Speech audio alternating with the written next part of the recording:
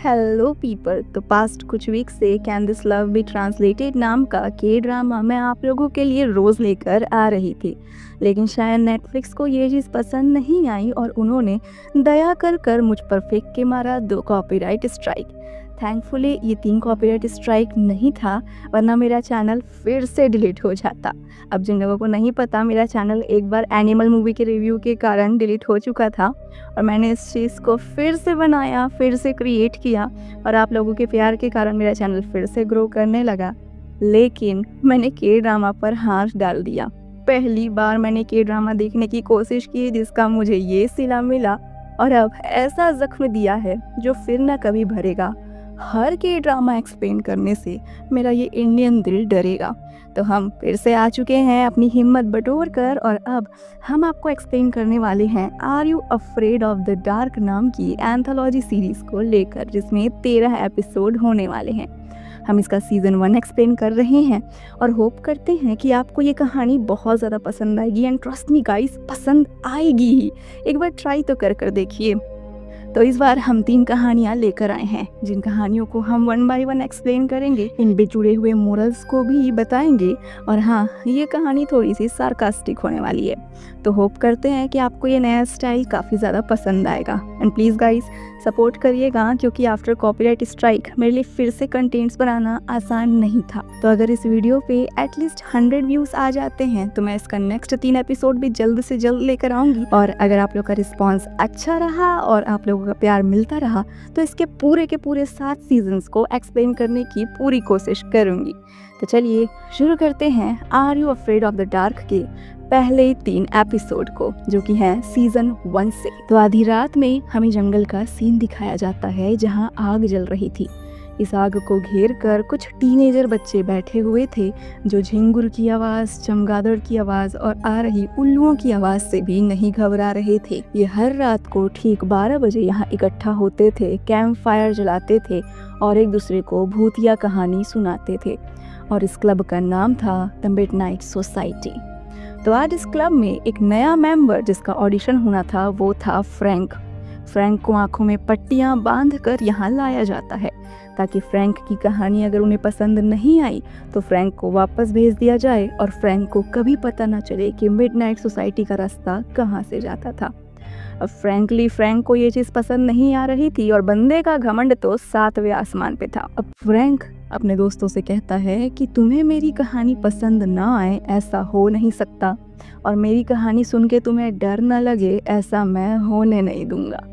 और अब वो अपनी कहानी शुरू करता है, जिस कहानी का नाम था the tale of the phantom cab. तो कहानी की शुरुआत होती है हमें एक जंगल का सीन दिखाते हुए, जिसमें एक बड़ा भाई और छोटा भाई अपनी फैमिली को बिना बताए कैंपिंग करने आए थे, क्योंकि बड़े भाई को अपने मसल्स पे भरोसा था और छोटे भाई को अपने अकल पे भरोसा था। तो दोनों जंगल में घूमने लगते हैं, लेकिन जैसे ही शाम होती है उन्हें रियलाइज़ होता है कि वो जंगल में काफ़ी अंदर आ गए हैं और वो भटक चुके हैं। बड़ा भाई तो अपने मसल्स की ताकत से अपने छोटे भाई को चिल्लाने लगता है कि जल्दी जुगाड़ लगा और यहाँ से हमें निकाल कर दिखा। लेकिन छोटा भाई जो अपने मैप्स और मैग्नेटिक कंपास को लेकर परेशान था, वो अपना इस बात पे सिर खुजा रहा था कि उसका मैग्नेटिक कंपास सही डायरेक्शन दिखा क्यों नहीं रहा है। उन्हें कंफर्म हो जाता है कि वो बुरी तरीके से इस जंगल के अंधेरे में फंस चुके हैं और जैसे जैसे अंधेरा छा रहा था उनका दिमाग भी काम करना बंद कर रहा था और डर हावी हो रहा था अलग से। तो ऐसे में वो पूरे अंधेरे और ठंड में भटक रहे थे। बड़े भाई ने नक्शा, मैप और सारा सामान तो छोटे भाई को पकड़ा लिया था, क्योंकि छोटा भाई अकल से काम करने वाला था। तो वो चीज़ कर रहा था जो वो बेस्ट कर सकता है, गुस्सा करना। पूरा गुस्सा अपने छोटे भाई पर उतार रहा था और दोनों भाइयों की होप खत्म हो चुकी थी। लेकिन जल्द ही उम्मीद की किरण बन के आती है टॉर्च की एक रोशनी। जब देखा तो एक गोरा आदमी उनके तरफ ही चला आ रहा था, जिसके एक हाथ में टॉर्च था और दूसरा हाथ वो अपने जैकेट के अंदर डाला हुआ था। वो आदमी अपना परिचय देता है फ्लाइन नाम बताकर। अब बड़े भाई को लगता है कि ये कोई हाइकर होगा, जबकि छोटे भाई को लगता है कि ये कोई फॉरेस्ट रेंजर होगा। लेकिन फ्लाइंग बताता है कि वो एक ट्रैवलर है और इस जंगल के चप्पे चप्पे को अच्छे तरीके से पहचानता है। तो दोनों भाइयों के खुशी का ठिकाना ही नहीं रहता। वो फ्लाइन से कहने लगते हैं कि जल्दी से हमें जंगल से बाहर निकलने का रास्ता बताओ। लेकिन फ्लाइन का कहना था कि रास्ता काफी लंबा है, तो बेहतर रहेगा कि वो रात में डॉक्टर के पास रुक जाएं, क्योंकि डॉक्टर का घर पास ही में है। अब एक अनजान आदमी इन्हें दूसरे अनजान आदमी के घर में रुकने के लिए कह रहा था। इन्हें सीधे तौर पर नहीं कह देना था, लेकिन डेस्परेशन ऐसी थी कि वो डॉक्टर के घर जाने के लिए मान जाते हैं। चुपचाप फ्लाइन के पीछे पीछे दोनों भाई चलने लगते हैं और थोड़ी दूर चलते ही डॉक्टर का घर दिख जाता है, जो कि काफी छोटा सा था और इतना छोटा था कि इस पे कोई ग्रोन अप आदमी रह सकता है, ये सोचना थोड़ा असंभव था। लेकिन फ्लाइन यहाँ पर बड़े भाई और छोटे भाई को 2 कंडीशन बताता है। वो बताता है कि वो डॉक्टर के घर में रुक सकते हैं, लेकिन डॉक्टर से हेल्प तब तक ना मांगे जब तक मरने की नौबत ना आ जाए। और दूसरी बात, डॉक्टर को पहेलियों का बहुत ज़्यादा शौक है, तो घर के अंदर तभी जाएं जब वो पहेलियों को सॉल्व कर सकते हैं। अब इससे पहले कि बड़े मियाँ और छोटे मियाँ कुछ और पूछ पाते, फ्लाइन वहाँ से फ्लाई हो चुका था, बोले तो गायब। अब उन्हें अपने दाईं तरफ से झाड़ियों के खरखराहट की आवाज़ आने लगती है। डर से उनके पसीने निकलने लगते हैं, क्योंकि उन्हें लगता है कि ये फ्लाइन ही है जो उन्हें डराने के लिए ये सब हरकत कर रहा है। लेकिन अचानक बाएं तरफ की झाड़ी से भी सुगबुगाहट की आवाज़ आने लगी थी और साथ में जंगल में चारों तरफ से रोने और चीखने की आवाज़ आ रही थी। दोनों भाइयों को लगता है कि ये फ्लाइन नहीं हो सकता, तो ना उन्होंने दाएं देखा ना बाएं, ना की सीध में डॉक्टर के घर की तरफ दौड़ लगा दी और दरवाजे को ठोकने लगे। अब डॉक्टर ने दरवाजा खोला और वो इन दोनों भाइयों को देखकर इतना ज्यादा खुश था मानो भरत को उसके बिछड़े हुए राम लक्ष्मण मिल गए। वो उनका गर्मजोशी से गरम गरम चाय के साथ स्वागत करने लगता है। लेकिन जैसा कि कहा जाता है, डॉक्टर्स पागल होते हैं। थोड़ी ही देर में उसने अपने पागलपन का नमूना भी उन्हें दिखा दिया। वो उन्हें एक मरे हुए आदमी के सर की खोपड़ी का मस्तिष्क दिखाकर कह रहा था कि ये इंसानी दिमाग है, जो उसने हाल ही में अपने दोस्त के सर को फोड़कर निकाला है। एक तुम्हें पता है कि एक मरा हुआ दिमाग भी काफी सेकंड्स तक एनर्जी जनरेट कर सकता है। तो सोचो, अगर खूब सारे मरे हुए आदमियों के दिमाग को इकट्ठा कर दिया जाए तो धरती को रोशन किया जा सकता है। अब इस रोशन वाली बात को सुनकर ये बच्चे उतना ही डर जाते हैं जितना कंगना रनौत डरती है ऋतिक रोशन के नाम से। ऐसे में छोटा भाई कहता है कि उन्हें बस एक फोन कॉल करना है। वो घर में अपना बताना चाहते हैं कि वो जंगल में कहाँ हैं, ताकि उनके मम्मी पापा यहाँ पर आ जाए। डॉक्टर कहता है कि वो इनकी हेल्प कर देगा, लेकिन एक कंडीशन पे, जब वो उनकी 2 पहेलियों को हल कर दे। अब इनके पास कोई और रास्ता था नहीं, तो डॉक्टर ने पहली पहेली फेंक के मारी। डॉक्टर ने पूछा, कटोरे में कटोरा बेटा बाप से भी गोरा। जिस पर छोटा भाई, जो कि अक्लमंद था, उसने तुरंत जवाब दे दिया, नारियल। अब पहली पहेली खत्म होते ही बड़ा भाई जिद पे अड़ गया कि अब तो कॉल करने दो, लेकिन डॉक्टर कैंची लेके फोन की तार के पास खड़ा हो गया था। या तो दूसरी पहेली को हल करो, वरना फोन के तार को काट देगा। ऐसे में वो दोनों ही जंगल में फंस जाएंगे और कभी कोई नहीं जान पाएगा कि वो कहाँ गए। जैसे जैसे रात का अंधेरा बढ़ रहा था, डॉक्टर की बातें और क्रीपी हो जा रही थी। इस क्रीपी डॉक्टर से छुटकारा पाने का एक ही तरीका था कि इसकी दूसरी पहेली को भी हल की जाए, घर में फोन किया जाए और यहाँ से तुरंत भागा जाए। तो डॉक्टर ने दूसरी पहेली पूछी। ध्यान से सुनिएगा दोस्तों, वो क्या है जो खुली आंखों से दिखता है पर उसमें वजन नहीं होता, पर अगर वो चीज किसी टंकी में हो तो टंकी हल्की हो जाती है। अब ये पहेली काफी कठिन थी। बहुत देर तक छोटे मियाँ अपने सिर को खुजाते रहे, लेकिन इस पहेली का कोई हल नहीं था। तो वो डॉक्टर से कहता है कि ठीक है, इस पहेली का कोई भी हल नहीं है, वो हार गया। डॉक्टर चुपचाप अपने सोफे पे बैठ जाता है और कहता है, निकल जाओ मेरे घर से। अब छोटे मियाँ बड़े मियाँ परेशान हो जाते हैं। वो डॉक्टर से कहने लगते हैं कि प्लीज डॉक्टर, एक कॉल करने दो। लेकिन डॉक्टर तो बिदक चुका था। उसने कहा कि या तो इस पहेली का हल बताओ या तो इस घर से सीधा निकल जाओ। हाँ, तुम्हारी एक हेल्प मैं कर सकता हूँ। घर से जाओगे, दाएं मुड़कर बाएं मुड़कर और दाएं से फिर बाएं मुड़कर एक पतली गली आएगी, जिसको तुम क्रॉस करोगे तो एक कैब मिल जाएगी। उस कैब में बैठो और जंगल से बाहर निकल जाओ। अब छोटे मियाँ बड़े मियाँ को लग रहा था कि इतने घने जंगल में कोई कैब या टैक्सी उन्हें कैसे मिल सकती है, ये कोई मजाक होगा। ऐसे में वो सोचते हैं कि एक बार फिर डॉक्टर से बोलते हैं कि वो उन्हें फोन करने दे दे। तो वो डॉक्टर से फिर रिक्वेस्ट करते हैं कि सर प्लीज एक कॉल करने दे दो, छोटे छोटे बच्चों का मासूम चेहरा तो देख लो। तो डॉक्टर कहता है ठीक है। तुम कॉल कर सकते हो, लेकिन उसके लिए तुम्हें मुझे एक सैंपल देना होगा। अब बच्चे पूछते हैं किस टाइप का सैंपल? तो डॉक्टर कहता है कि पिछले एक आदमी ने मुझे अपना हाथ दिया था, ये देखो। बोलकर वो उसे जार में कटा हुआ एक हाथ दिखाता है और इसके बाद वो छोटे मियाँ के सर को स्केल से नापने लगता है, जो इस बात को इंडिकेट करता है कि छोटे मियाँ की अकल उसे चाहिए थी। ये देखते ही दोनों भाई सर पर दरवाजे की तरफ दौड़ लगाते हैं और बस दाएं मुड़ते हैं, बाएं मुड़ते हैं, दाएं मुड़ते हैं और बाएं मुड़ते हैं और पतली गली क्रॉस करते हैं। उन्हें लग रहा था कि बाल बाल बचे उस डॉक्टर से, लेकिन क्या सच में इतनी रात में कोई कैब आती भी है? अचानक फिर से उम्मीद की रोशनी बनकर कैब की रोशनी आ रही थी उनके चेहरे पर। सच में इस जंगल से एक कैब जाती थी। तो बिना सोचे समझे वो दरवाज़ा खोलकर उस टैक्सी में बैठ जाते हैं और बोलते हैं, भैया जंगल से दूर ले चलो। अब वो चौंक जाते हैं ये देखकर कि इस कैब का ड्राइवर और कोई नहीं, फ्लाइन है। वही फ्लाइन जो उन्हें कुछ देर पहले मिला था और डॉक्टर के घर छोड़ा था। तो फ्लाइन उन्हें अपनी कहानी सुनाने लगता है। वो कहने लगता है कि आज से 40 साल पहले वो ड्राइव करते करते जंगल में खो गया था। तो वो डॉक्टर साहब के पास आया और डॉक्टर से कुछ पैसे की डिमांड करने लगा। डॉक्टर ने उसे कुछ पहेलियां सॉल्व करने को कहा, लेकिन वो पहेलियां सॉल्व नहीं कर पाया। तो ऐसे में डॉक्टर घर से बाहर निकलने के लिए उससे कुछ सैंपल की डिमांड किया। ऐसे में उसने डॉक्टर को अपना हाथ काट कर दे दिया। यानी डॉक्टर के पास जो जार में कटा हुआ हाथ रखा था वो किसी और का नहीं, फ्लाइन का था, जो उसे घर से बाहर निकलने की कीमत के रूप में चुकानी पड़ी थी। लेकिन ये कहानी सुनकर बड़ा भाई तो डर रहा था, लेकिन छोटे भाई के दिमाग की बत्ती जली।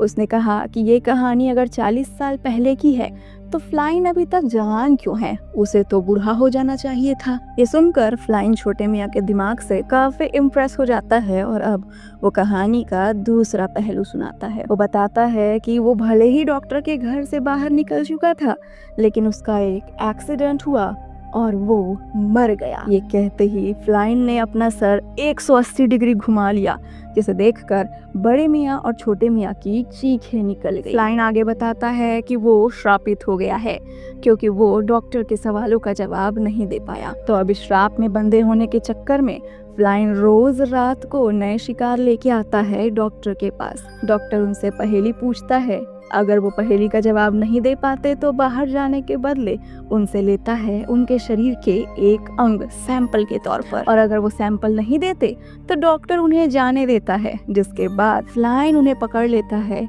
और अपने कैब में ले जाता है मौत की सैर पर। तो ठीक इसी तरीके से अब ये दोनों बच्चे भी यहाँ पर फंस चुके हैं। या तो वो डॉक्टर की पहेली को सॉल्व करें या तो फ्लाइन के साथ मौत की सैर पर चलें, क्योंकि फ्लाइन जल्दी आने वाले पेड़ में गाड़ी को ठोकने वाला है। छोटे मियाँ को समझ में आ चुका था कि जंगल से आ रही सरसराहट की आवाज़, उसके मैग्नेटिक कंपास का वर्क न करना और वो रोने और चीखने की आवाज़ कोई बैड सिग्नल नहीं था, बल्कि एक गुड सिग्नल था इस बात का कि मौका अभी भी है बच्चों, इस जंगल से बाहर निकल जाओ। लेकिन अब पछतावत क्या हो जब चिड़िया चुग गई खेत। यहाँ पे फ्लाइन ठहाके मार के हंसे जा रहा था, क्योंकि आने वाले पेड़ से वो इन्हें ठोक कर रेस्ट इन पीस करने वाला था। दूसरी तरफ बड़ा भाई चीख चीख कर हेल्प के लिए चिल्ला रहा था और पहेली हल करने का जिम्मेदारी सिर्फ और सिर्फ छोटे मियाँ पे आ गया था। अब इतने सारे चीख चिल्लाहट के बीच में छोटे मियाँ अपने दिमाग के घोड़े दौड़ा रहे थे। बड़े मियाँ तो उसके गले को पकड़ कर दबा रहे थे कि जल्दी सोच पागल, दिमाग के केमिकल्स को जल्दी जल्दी हिला। इतने सारे टेंशन के बीच छोटे मियाँ उस पहेली को फिर से याद करने लगते हैं कि वो क्या है जो खुली आंखों से दिखती है पर उसमें भार नहीं होता, पर अगर वो चीज किसी टंकी में हो तो टंकी हल्की हो जाती है। क्या ये हवा है? लेकिन हवा को तो आंखों से हम नहीं देख सकते ना। तो बहुत देर तक सोचने के बाद छोटे मियाँ को पता चलता है कि अगर टंकी को हल्का करना है तो उसमें से पानी को तो निकालना होगा, और पानी निकलेगा किसी छेद से। तो छेद ही वो चीज है जो आंखों से हम देख सकते हैं पर उसमें कोई वजन नहीं होता, और अगर वो टंकी में हो तो टंकी हल्की हो जाती है। तो वो जोर से चीख के आंसर देता है, छेद, एक होल इस पहेली का आंसर है। और अगले ही पल फ्लाइन और कैब गायब हो चुकी थी। बड़े मियाँ छोटे मियाँ खुद को जमीन में पड़ा हुआ देखते हैं, मतलब उन्होंने इस श्राप को तोड़ दिया। पहेली का सही हल निकालते ही ना वो मौत के चंगुल में गए और ना वो डॉक्टर के पास गए। वो बहुत खुश होते हैं और बड़े भाई तो छोटे मियाँ को गले लगाकर कहते हैं, हमने कर दिखाया। What do you mean by हमने? हैं? मैंने किया है। ये कहते ही छोटे मियाँ का मुंह छोटा हो जाता है और बड़े मियाँ कहते हैं हाँ हाँ तूने सॉल्व किया है, चल चल। अगले ही पल एक रियल फॉरेस्ट रेंजर उनके सामने आता है जो दोनों बड़े भाई और छोटे भाई को ले जाता है ये कहते हुए कि पूरे शहर में अब तुम्हारे गायब होने के चर्चे होने लगे हैं, घर चलो, माँ बाप परेशान हो रहे हैं। जिसके बाद वो डॉक्टर और उसका घर कभी नहीं दिखा, ना फ्लाइन दिखा। हो सकता है कि जैसे ही इन बच्चों ने पहेली को हल किया ये श्राप टूट चुका था, तो डॉक्टर की भी आत्मा को शांति मिल गई और फ्लाइन की भी आत्मा को शांति मिल गई। फ्रैंक की ये कहानी मिडनाइट सोसाइटी को बहुत ज़्यादा पसंद आती है, जिसके बाद फ्रैंक भी मिडनाइट सोसाइटी का एक एक्टिव मेंबर बन जाता है। और अब हम चलते हैं दूसरी कहानी की तरफ। तो अगली रात को फिर से सोसाइटी इकट्ठा होती है, जंगल में आग लगाई जाती है और आज कहानी सुनाने की बारी थी टीना की। तो टीना अपनी लोहे सी फौलादी कहानी शुरू करती है जिसका नाम था लाफिंग इन द डार्क। कहानी शुरू होती है एक फन वर्ल्ड से जहाँ झूले थे, चटपटे खाने थे और एक भूत बंगला था। इस भूत बंगले में बहुत सारे वैम्पायर, किलर्स और जोकर्स थे। अब जोकर्स की बात सुनकर मिडनाइट सोसाइटी की एक मेंबर क्रिस्टीन डरने लगती। अब इस बात को सुनकर उसके मेंबर्स उसका मजाक उड़ाने लगते हैं कि मिडनाइट सोसाइटी में रहकर भी भूत प्रेत से डर नहीं लगता, लेकिन जोकर से डर लगता है। क्या मजाक है ये। अब दोस्तों एक बात कहूँ, खुद का मजाक उड़ने में ना एक अजीब सी ताकत आ जाती है, ताकत खुद को साबित करने की। अब फालतू में ही डर के आगे जीत है, ये लाइन माउंटेन ड्यू ने लेकर रखा है, लेकिन असली ताकत जो डर के आगे जीत दिलाती है वो तो बेइज्जती में होती है। तो असली लाइन डर के आगे जीत है माउंटेन ड्यू की नहीं, बेइज्जती की होनी चाहिए। अपनी बेइज्जती सुनकर क्रिस्टीन को भी खुद को प्रूफ करना था कि उसे जोकर से डर नहीं लगता, तो वो मन थाम कर बैठी रहती है और इस कहानी को सुनती है। तो इस फन वर्ल्ड में घूमने के लिए आए थे भाई बहन की जोड़ी विगी और कैथी और उनका बेस्ट फ्रेंड जोश। घूमते घूमते वो भूत बंगले के पास आ जाते हैं। इस भूत बंगले के अंदर से अजीब अजीब चीखों की आवाज आ रही थी और इन चीखों के बीच हंसने की भी आवाज आ रही थी। विगी और कैथी यहाँ पर डरने लगते हैं, लेकिन जोश का जोश तो हाई था सर। तो वो कैथी और विगी की इंसल्ट करने लगता है कि कैसे वो डर रहे हैं, कैसे वो डरपोक हैं, और उसके बाद वो उन्हें पिलाता है बेइज्जती का माउंटेन ड्यू। पर कैथी और विगी का दिमाग ठिकाने पर था, इसलिए विगी स्ट्रेट शब्दों में इंग्लिश में उसे कह देता है वी गो, यानी हम जा रहे हैं। अब जोश यहाँ पे अकेला खड़े होकर भूत बंगले को घूर रहा था। शायद जोश का जोश भी ठंडा हो चुका था। तभी उससे मिलता है भूत बंगले का ओनर, जो अपनी चिकनी चुपड़ी बातों से जोश को बंगले के अंदर बुलाने लगता है। वो कहने लगता है सही दरवाजा खोलने से तू बाहर जाएगा और गलत दरवाजा खोलने से तू यहीं का हो जाएगा। ये कहकर वो जोश को मोटिवेट करने लगता है कि वो एक बार भूत बंगले को विजिट जरूर करे। लेकिन जोश भी सख्त लौंडा था, उसे पता था बुलाती है मगर जाने का नहीं, और अकेले तो बिल्कुल नहीं जाने का। वैसे में वो ओनर को कह देता है कि अगली बार जरूर आऊंगा। लेकिन जोश की हरी आंखें जोकर की स्टैच्यू की हरी आंखों से मिल जाती है और आंखों से आंखें मिलते ही पता नहीं जोश को क्या होता है। उसने तो सोच लिया था कि एक बार इस भूत बंगले में जाना ही है। अगली सुबह जोश मिलने जाता है विगी और कैथी से, और विगी और कैथी भाई बहन की जोड़ी ने आज एक अलग ही रिसर्च कर रखी थी। उन्होंने कुछ पुराने न्यूज़पेपर कटिंग्स इकट्ठा किए थे और जोश जब खेलने में बिजी था तो विगी और कैथी उसे अपने रिसर्च के बारे में बताने लगते हैं। वो बताते हैं कि 1924 में भूत बंगला खुला हुआ था और फन वर्ल्ड लगा था। वहाँ पर एक जोकर काम करता था। पता नहीं रात को जोकर के दिमाग में क्या आया, पूरे फन वर्ल्ड की कमाई यानी कि $4000 वो चुरा कर भागने लगा। मालिक को जैसे ही पता चला कि जोकर पैसे चुरा कर भाग रहा है, उसने पुलिस को इन्फॉर्म कर दिया। तो पुलिस भी जोकर का पीछा करने लगी। जोकर को सिगार पीने की बहुत बुरी आदत थी, तो वो अपने सिगार को पीते पीते भाग रहा था और लास्ट में उसने सिगार को छोड़ दिया भूत बंगले के सामने और जाकर छुप गया भूत बंगले के अंदर। लेकिन उसके सिगार की आग से पूरा भूत बंगला जलने लगा, जिसमें जोकर भी जल गया और वो $4000 भी। यानी कहते हैं ना, smoking is injurious to health. उसकी स्मोकिंग उसे जला भुना कर मार डाली। अब इस चीज को सुनकर जोश हंसने लगता है कि कितना बेवकूफ जोकर था। सिगार पीते पीते कौन भागता है, पागल ही होगा वो। लेकिन इसके बाद विकी और कैथी उसे बताते हैं कि उसके बाद भूत बंगले का निर्माण फिर से किया गया, यानी ये कोई असली भूत बंगला नहीं था, पुराने भूत बंगले का रेप्लिकेशन था। लेकिन इस बार जो नई चीज थी वो ये थी कि उस जोकर की आत्मा उसी भूत बंगले के अंदर मरी थी। इस कारण वो उस भूत बंगले में हमेशा के लिए कैद हो गई।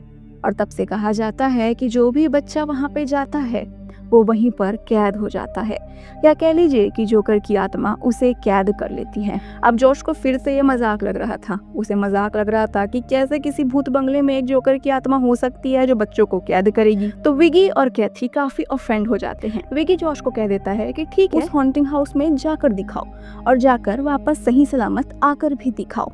जोश को भी अपनी मर्दांगनी पे बहुत ज्यादा भरोसा था, तो वो कहता है कि ठीक है, वो उस भूत बंगले में चला जाएगा और वापसी में उस जोकर की नाक को खींच के लाएगा। लेकिन याद रखे कि उस नाक को विगी को 1 हफ्ते तक स्कूल में पहनकर जाना होगा, काइंड ऑफ शर्म के लिए, और ये प्रूफ करने के लिए कि जोश जो बोलता है वो करके दिखाता है। अब यहाँ पे शर्त लग जाती है, जोश को भूत बंगले के अंदर एंट्री करना था और अगर वो नाक लेके आएगा तो 1 हफ्ते तक विगी को उस नाक को पहनकर जोकर बनकर स्कूल में घूमना पड़ेगा। दोस्तों, ये फिर से बेइज्जती का वही माउंटेन ड्यू था जो जोश को गलत करने पर मजबूर कर रहा था।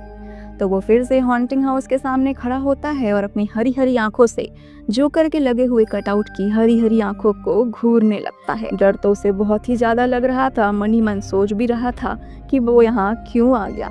लेकिन अगले ही पल हॉन्टिंग हाउस का दरवाजा खुलता है।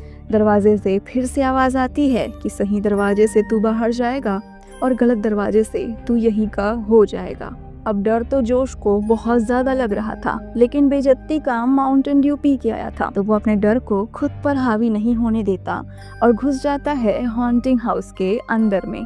इस हॉन्टिंग हाउस में उसे तरह तरह की चीजें देखने मिल रही थी, लेकिन वो सब चीजें जोश का क्या ही बिगाड़ सकती थी, सख्त लौंडा है हमारा। लेकिन अचानक वो पहुंच जाता है एक दरवाजे के पास में, जिस दरवाजे से जैसे ही वो एंटर करता है उसे 8 अलग अलग दरवाजे दिखते हैं जिस पर अलग अलग नंबर्स लिखे हुए थे। अब उसे इन दरवाजों में से किसी एक दरवाजे को चुनना था ताकि वो बाहर जा सके। अचानक वहां पर फिर से आकाशवाणी होती है, सही दरवाजे से तू बाहर जाएगा और गलत दरवाजे से तू यहीं का हो जाएगा, जो इस बात को इंडिकेट कर रहा था कि अगर उसने एक बार में सही दरवाजा नहीं चुना तो वो हमेशा के लिए इस हॉन्टिंग हाउस में बंद हो जाएगा। लेकिन उसे अभी भी ये मजाक ही लग रहा था, तो वो अपनी किस्मत को आजमाता है और दरवाजा नंबर 4 को खोलता है।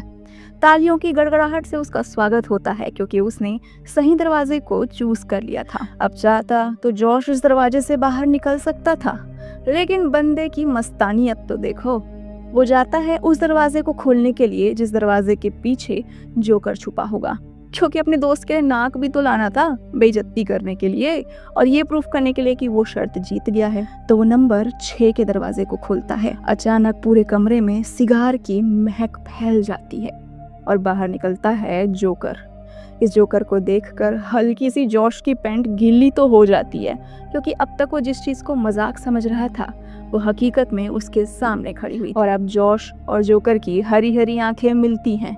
पहली नजर का डर उनके बीच हावी होने लगता है, लेकिन अगले ही पल जोश जोकर की नाक को खींचकर 4थे नंबर के दरवाजे से भाग जाता है। अगली सुबह वो इस नाक को देता है विगी को और उसे कहता है कि 1 हफ्ते तक उसे ये नाक पहननी पड़ेगी। उसके बाद वो विगी का मजाक उड़ाते हुए बहुत ज्यादा फनी डांस करने लगता है, जैसे वो अपनी विक्ट्री को सेलिब्रेट कर रहा हो। लेकिन विगी अपनी हार को पचा नहीं पाता। वो उस नोज को जोर से फेंक देता है बाहर की तरफ, जिससे जोश काफी ज्यादा गुस्सा होता है। अरे अपने खून पसीने की कमाई से जोकर के मुंह से उसका नाक खींच के लाया था और विगी की इतनी हिम्मत कि वो उस नाक को फेंक दिया। तो वो उस नाक को खोजने लगता है, लेकिन अचानक उसे फिर से माहौल में सिगार की महक आने लगती है। तो अपनी नाक से सिगार की महक का पीछे करते करते वो जोकर की नाक को खोजने लगता है और उसे जोकर की नाक मिल भी जाती है, लेकिन सिगार की महक तेज होने लगी थी। हम देख पाते हैं कि दीवार के पीछे से कोई सिगार पी रहा था और एक क्रीपी हंसी हंस रहा था। तो क्या जोकर अपना नाक वापस लेने के लिए जोश के पीछे पड़ गया है? इस बात का जवाब हमें अगले ही पल मिल जाता है। शाम को खेल कूद कर जोश जब अपने घर जाता है तो घर में वो अकेला था माँ बाप बाहर गए थे और माँ ने उसे समझाया था कि फ्रिज में खाना रखा है तो गर्म करके खा लेना। ऐसे में वो ओवन में अपने खाना को गर्म करने के लिए डालता है, लेकिन पूरे घर से अब अजीब से हंसने की आवाज आने लगी थी। यहाँ वहाँ के दरवाजे अपने आप बंद और खुल रहे थे। उसे लगता है कि शायद विगी उससे बदला लेना चाह रहा है, तो वो उसके साथ कोई प्रैंक कर रहा हो। तो वो विगी के घर में फोन लगाता है। वो विगी से पूछता भी है कि देख भाई, जो कुछ भी हुआ हम दोनों के बीच का मैटर था, तू मुझे नाक नहीं पहननी मत पहन, लेकिन कम से कम मेरे को डरा मत। विगी कहता है क्या फालतू बकवास कर रहे हो, मैं तुम्हारे घर में नहीं हूँ, मैं अपने घर में आराम से बैठ के कॉमेडी नाइट्स विद कपिल देख रहा हूँ। और अगले ही पल फोन से जोकर की क्रीपी आवाज आने लगती है जो जॉश से कहती है, मेरा नाक मुझे दे दे ठाकुर। ये सुनते ही जॉश की फटके चार हो जाती है। उसे लगता है कि उसका खाना ओवन में पड़े पड़े जल गया होगा। तो जैसे ही वो ओवन को खोलता है, सच में उसका खाना जल चुका था, लेकिन इस जले हुए खाने से सिगार की महक आ रही थी। तो जैसे ही वो बर्तन का ढक्कन खोल के देखता है, उसके अंदर चावल नहीं था बल्कि सिगार की खूब सारी लड़ियां पड़ी हुई थी। अब डर के मारे उसकी चीख निकल जाती है और वो खुद को कमरे में लॉक कर देता है। मम्मी पापा को हेल्प के लिए फोन लगाना चाहता था, लेकिन उसके कमरे में एक गुब्बारा आता है जो कहता है, ये नाक मुझे दे दे ठाकुर। अब जॉश को समझ में आ गया था उसे क्या करना है। तो वो न आओ देखता है न ताओ, वो सीधा भागता है भूत बंगले की तरफ जोकर की नाक को लेकर। पूरा रास्ता तो उसे याद हो ही चुका था कि कहाँ से कैसे जाना है, और साथ में उसे ये भी याद हो चुका था कि 6 नंबर का दरवाजा खोलने पर जोकर सामने आता है। तो जैसे ही वो 6 नंबर का दरवाजा खुलता है, फिर से कमरे में सिगार की महक फैल चुकी थी। जोकर सामने आता है और यहाँ पर जॉश माफी मांगते हुए जोकर को उसकी नाक वापस कर देता है। इसी के साथ में वो जोकर को ऐसी चीज देता है जिससे जोकर भयानक खुश होने वाला था। वो सिगार का एक पूरा सेट लेकर आया था जो वो जोकर को देता है और कहता है, माफ कर दे बाप, तेरा नाक ले ले और मेरे को मेरी जिंदगी बख्श दे। इसके बाद वो 4 नंबर का दरवाजा खोलता है और उस भूत बंगले से बाहर निकल जाता है। हम देख पाते हैं जोकर की भयानक हंसी पूरे भूत बंगले में गूंज रही है। इसी के साथ वो नई सिगार पाकर भी काफी ज्यादा खुश, यानी ये चोर जोकर मन से भी मक्कार था। सिगार की रिश्वत मिलते ही अपने मोरस भूल गया और जॉश को वापस जाने दिया। इस तरीके से ये कहानी खत्म होती है। टीना इस कहानी को सुनाकर काफी प्राउड फील कर रही थी, लेकिन क्रिस्टीन की तो जान निकल चुकी थी। और इस तरीके से फिर से अगली रात आती है और कहानी नंबर 3 शुरू होती है। पिछली रात को जोकर वाली कहानी सुनकर क्रिस्टीन के दिमाग के कूलिंग क्रिस्टल्स अपना काम करना भूल चुके थे। आज रात को उसे काफी डर लग रहा था, लेकिन अचानक उसके पास डेविड आ जाता है। डेविड उसके लिए एक बर्थडे प्रेजेंट लेकर आया था क्योंकि अगले हफ्ते क्रिस्टीन का बर्थडे आने वाला था। क्रिस्टीन भी काफी खुश हो जाती है। तो आज द मिडनाइट सोसाइटी में कहानी सुनाने की बारी थी स्कॉट की, और स्कॉट की कहानी का नाम था the tale of the lonely ghost, यानी एक तन्हा भूत की कहानी। कहानी थी अमांडा नाम की एक लड़की की। अमांडा के मॉम और डैड साइंटिस्ट थे और किसी पत्थर की खोज करने के लिए नॉर्थ अमेरिका गए हुए थे। तो ऐसे में अमांडा को वो उसकी आंटी के घर छोड़ देते हैं। आंटी की बेटी थी बेथ नाम की, जो कि अमांडा को देखकर बिल्कुल ना खुश थी। अमांडा को भी बेथी का बिहेवियर देखकर यही लग रहा था कि काश वो अपने मॉम डैड के साथ पत्थरों की रिसर्च में अपना सिर फोड़ रही होती। यहाँ तो बेथी का जैसा बिहेवियर है उसे तो वो खुद का माथा फोड़ ले। खैर वो गाड़ी से अपने बैग्स वगैरह निकालने लगती है, लेकिन तभी उसे आंटी के घर के सामने वाले सुनसान घर से कुछ ठक ठकाने की आवाज आती है। ऐसी आवाज जैसे कोई दरवाजे को बार बार खटखटा रहा हो। वो आंटी से पूछती भी है कि वो आवाज क्या थी। आंटी कहती है कि ये घर बरसों से सुनसान पड़ा हुआ है और आंटी भी एक रियल एस्टेट एजेंट है, इसलिए वो इस घर को बेचना चाहती है ताकि मोटी कमाई हो सके। लेकिन अगले ही पल आंटी की चीख निकल जाती है। तुम्हें क्या लगा उसने किसी भूत को देख लिया? नहीं, ऐसा नहीं था। She was pure business women. Actually में उस घर के सामने उसने फॉर सेल नाम का एक बोर्ड लगा के रखा था, जो बोर्ड गिर चुका था, और इस गिरे हुए बोर्ड को देखकर ही आंटी की चीख निकली थी। तो वो मन ही मन बुदबुदाते हुए फिर से उस बोर्ड के पास जाती है और उसे फिक्स करने लगती है और कहने लगती है कि बार बार ये बोर्ड नीचे गिर जाता है, ऐसा लगता है कि ये घर बिकना चाहता ही नहीं है। और जैसे ही आंटी पलटी, वो बोर्ड फिर से गिर चुका था, मानो वो कह रहा हो कि सच में मुझे नहीं बिकना है।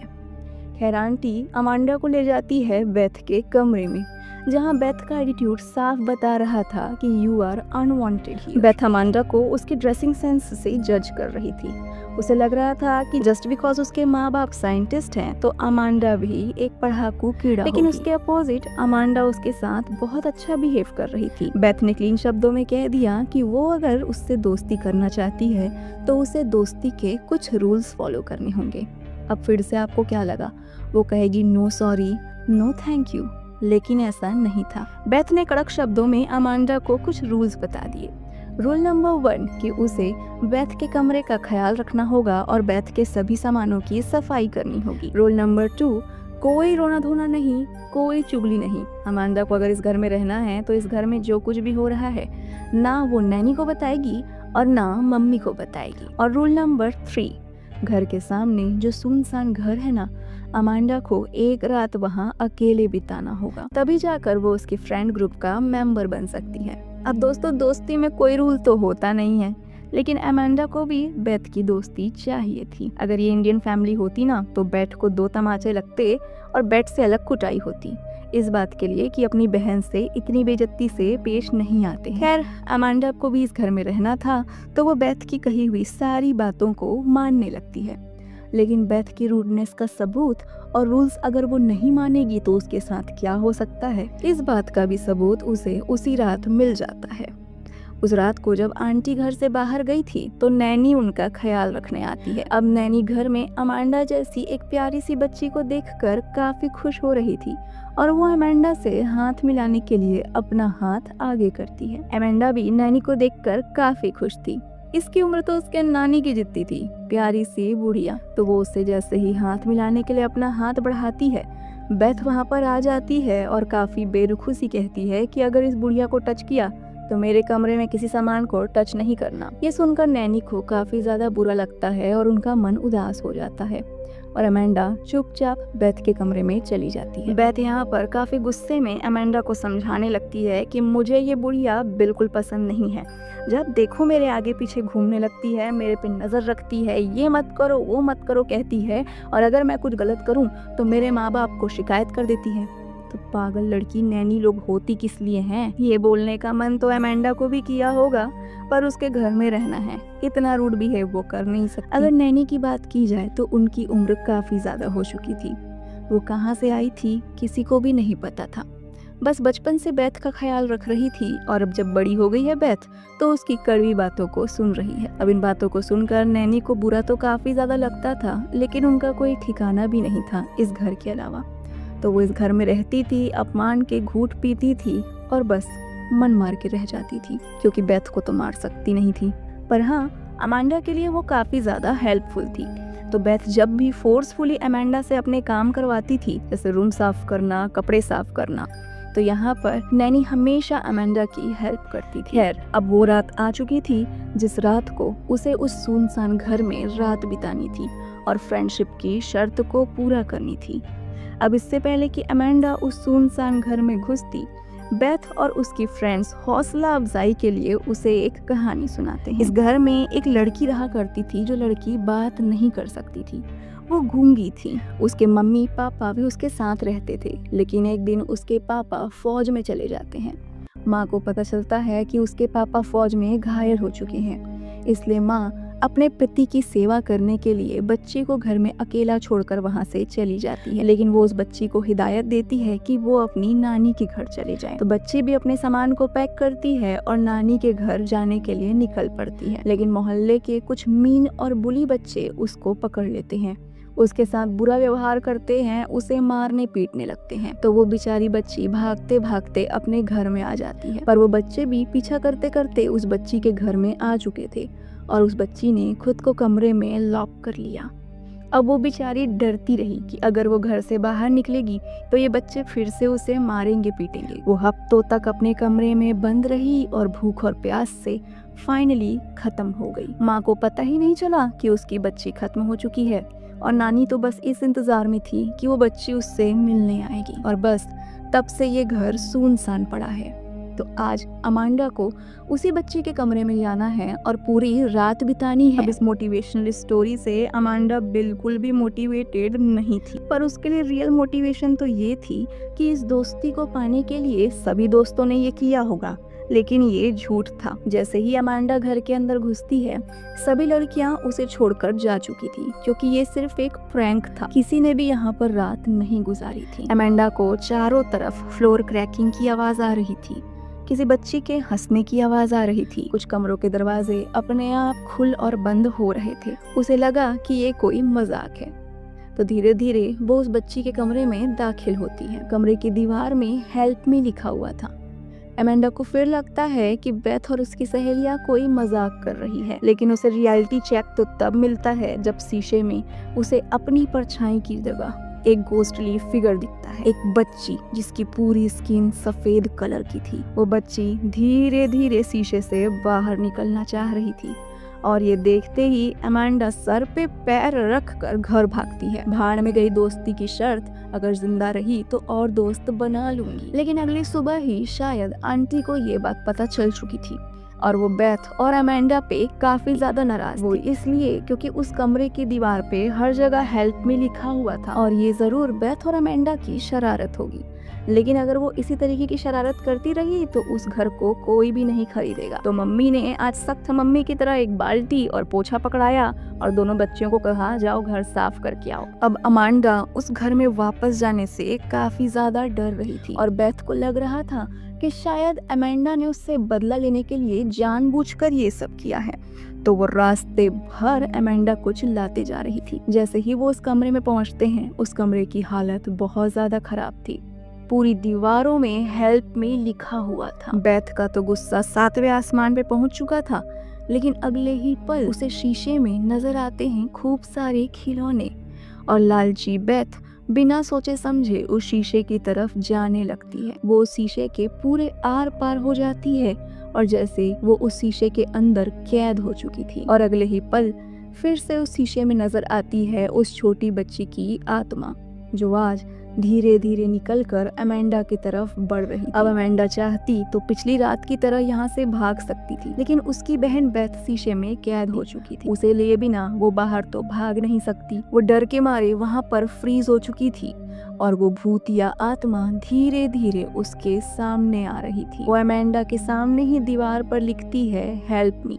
यानी वो सच में अमांडा से हेल्प चाहती थी। तो अमांडा भी उस बच्ची से पूछती है कि क्या हेल्प चाहिए, बताओ, मैं तुम्हारी हेल्प करूंगी। उस बच्चे के हाथ में एक लॉकेट था। वो उस लॉकेट को अमांडा के हाथ में थमा देती है। अमांडा जब उस लॉकेट में बनी हुई तस्वीर को देखती है तो चौंक जाती है। ये तो नैनी की तस्वीर, क्या नैनी का ये घर था और ये बच्ची नैनी की है? ये सवाल वो उस भूतिया आत्मा से पूछती है, और आत्मा भी अपना सर हिला देती है। तो अगले ही पल अमांडा भागती है नैनी को मिलने के लिए, क्योंकि ये आत्मा कुछ और नहीं, अपनी माँ से मिलना चाहती थी। वो पूरे घर में पागलों की तरह नैनी को खोजने लगती है, लेकिन नैनी तो आज अपना बोरिया बिस्तर पैक कर कर इस घर को छोड़कर जा रही थी, क्योंकि रोज रोज की बेइज्जती से वो परेशान हो चुकी थी। लेकिन सही समय पर अमांडा जाकर नैनी को रोक लेती है।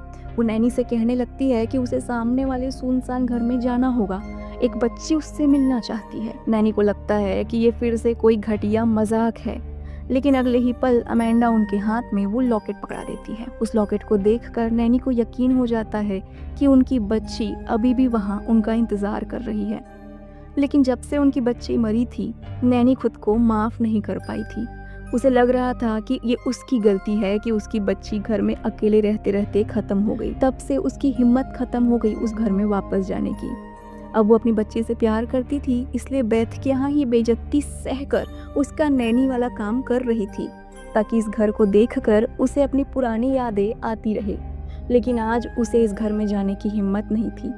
अमांडा उसे बहुत रिक्वेस्ट करती है कि उनकी बच्ची उससे मिलना चाहती है, और वो खींच खींच कर नैनी को उस घर में ले जाने लगती है।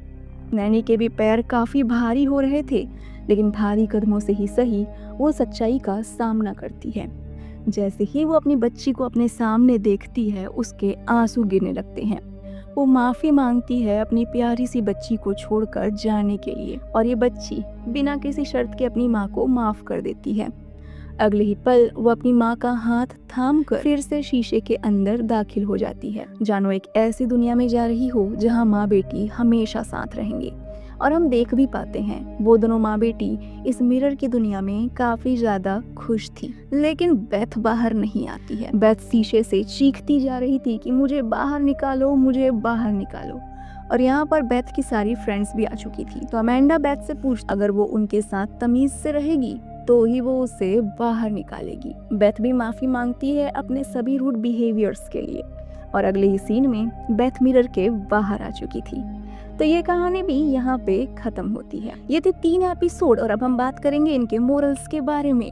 तो पहली कहानी थी द फैंटम कैब, एक सिंपल कहानी जिसमें 2 बच्चे जंगल में फंस जाते हैं और कहानी का मोरल एकदम क्लियर था। पहला कि अपने माँ बाप को बिना बताए कहीं भी ना जाओ। दूसरा कि जंगल में अचानक तुम्हें एक स्ट्रेंजर मिलता है जो तुम्हें एक स्ट्रेंज घर में जाने मिलता है, जिस स्ट्रेंज घर में तुम्हें एक स्ट्रेंज साइंटिस्ट मिलता है जो तुम्हें स्ट्रेंज पहेलियां सॉल्व करने बोलता है। ये सभी इनफ रेड सिग्नल हैं ये बताने के लिए कि पलटी मारो और सर पर पैर रखकर भागो। तो इस तरीके से कभी अनजान लोगों की बात में न आना चाहिए, इस चीज की शिक्षा देता है। इसी के साथ में अक्ल बड़ी या भैंस, इसका भी सटल एग्जाम्पल देता है, क्योंकि पूरी कहानी में वो इसीलिए बच पाए क्योंकि छोटे मियाँ का दिमाग अच्छा काम करता था। और इसी के साथ में तुम्हें पहेली सॉल्व करने आनी ही चाहिए। बात करते हैं दूसरी कहानी की, जिसका नाम था लाफिंग इन द डार्क। ये कहानी हमें शिक्षा देती है कि जो तुम्हारा ना हो उसे कभी ना चुराओ। जिस आदमी का सामान तुमने चुराया है अगर वो तुम्हारे पीछे आ गया तो शायद तुम कीमत चुका ना पाओ। और अगर तुम किसी मरे हुए आदमी का सामान चुरा रहे हो तो फिर तो शायद तुम ये डर भी बर्दाश्त ना कर पाओ कि मरा हुआ आदमी तुम्हारे पीछे पड़ गया है। दूसरी सीख कि अपने दोस्तों का कभी मजाक ना उड़ाओ। डरना बहुत ही नेचुरल फीलिंग है और अगर कोई इंसान किसी चीज से डरता है तो उसे डरने दो, उसे मोटिवेट करो, पर इतना भी मत डराओ कि सामने वाले का डर ही खत्म हो जाए। तीसरी और सबसे इम्पोर्टेंट सीख कि बेइज्जती एक माउंटेन ड्यू है, डर के आगे जीत है, इस चीज की सीख तुम्हें देती है। लेकिन अगर कोई इंसान तुम्हारी बार बार बेइज्जती कर रहा है तो अपने घमंड में कभी भी उस काम को करने के लिए हाँ मत कर दो जो काम तुम्हें मोरली नहीं करना चाहिए। तीसरी कहानी द लोनली गोस्ट हमें ये सिखाती है कि तुम्हें कभी भी किसी के भी साथ बेइज्जती से बिहेव नहीं करना चाहिए, चाहे वो तुम्हारे फैमिली फ्रेंड्स हो, चाहे वो तुम्हारे बहन हो, चाहे वो तुम्हारी बूढ़ी नैनी हो या फिर तुम्हारे परम मित्र। दूसरी सीख, कभी किसी के साथ वो मजाक मत करो जो मजाक अगर तुम्हारे साथ हो जाए तो तुम बर्दाश्त ना कर पाओ। अमेंडा को जानबूझ के भूत वाले घर में भेज रहे थे, पर वही चीज जब बेथ के साथ हुई तो वो चीज काफी ज्यादा बुरी हो गई थी। और अगर अमेंडा की नेक दिली यहाँ काम नहीं आती तो शायद बेथ उस मिरर की दुनिया में हमेशा के लिए कैद हो जाती। तो ये थी पहले 3 episode are you afraid of the dark के। अगर आपको ये पसंद आता है तो हम आगे के 3 एपिसोड को भी जल्द ही लेके आएंगे। हाल ही हमारे चैनल पर कॉपीराइट स्ट्राइक पड़ा था तो हमारे मोरल सपोर्ट के लिए काफ़ी ज़्यादा ज़रूरी है कि इस वीडियो को एटलीस्ट आप थम्स अप करिए और नीचे कुछ अच्छा कमेंट लिखिए ताकि हमें भी पढ़ने में काफ़ी अच्छा लगे।